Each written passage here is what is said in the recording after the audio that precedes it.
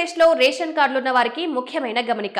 Ration బియ్యం తీసుకోకుంటే నగదు బదిలీ చేసేందుకు సిబిడిసి విధానం అమలు చేసే అంశాన్ని ప్రభుత్వం పరిశీలిస్తోంది. కేంద్రం గుజరాత్లో ప్రయోగాత్మకంగా ఈ సిబిడిసి విధానాన్ని అమలు చేస్తుండగా ఏపీలో కూడా అమలు చేసేందుకు సిద్ధమవుతున్నారు. ముందుగా విశాఖపట్నంలో ఈ విధానాన్ని పైలట్ ప్రాజెక్టుగా అమలు చేయబోతున్నట్లు తెలుస్తోంది. ఈ విధానానికి సంబంధించిన విధి విధానాలను త్వరలోనే వెల్లడించనున్నారు, అధికారికంగా ప్రకటించనున్నారు.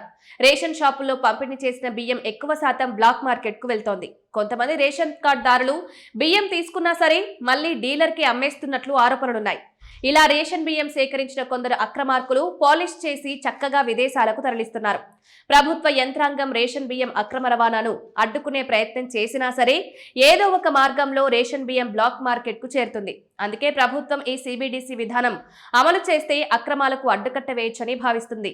ఈ విధానంలో రేషన్ కార్డులున్న వారికి కూపన్లు అందజేస్తారు. వీటిని డీలర్లకు ఇస్తే ఆ రేషన్ కార్డున్న వ్యక్తి కోటా ప్రకారం బియ్యం ఇస్తారు. ఒకవేళ బియ్యం తీసుకోవడం ఇష్టం లేకపోతే ఆ డబ్బుల్ని సెంట్రల్ బ్యాంక్ డిజిటల్ కరెన్సీ ద్వారా లబ్ధిదారుల బ్యాంక్ అకౌంట్ కు జమ చేస్తారు. ఒక్క మాటలో చెప్పాలంటే ఇది కూడా నగదు బదిలీ పథకమే. ప్రస్తుతం ఈ సిబిడిసి విధానం గుజరాత్లో ప్రయోగాత్మకంగా అమలు చేస్తున్నారు. దీంతో ఆంధ్రప్రదేశ్ నుంచి ప్రభుత్వ అధికారులు అక్కడికి ఈ సిబిడిసి అమలు చేస్తున్న విధానాన్ని పరిశీలించారు. ఏపీలో ముందుగా విశాఖపట్నం జిల్లాలో ప్రయోగాత్మకంగా అమలు చేయాలని భావిస్తున్నట్లు తెలుస్తోంది. తొలి దశలో ఎన్ఎఫ్ఎస్ఏ కార్డులకు మాత్రమే ఈ సిబిడిసి విధానం ప్రయోగాత్మకంగా అమలు చేయనున్నారు. ఈ విధానం విజయవంతమైతే మిగిలిన కార్డులకు కూడా వర్తింపజేస్తారు.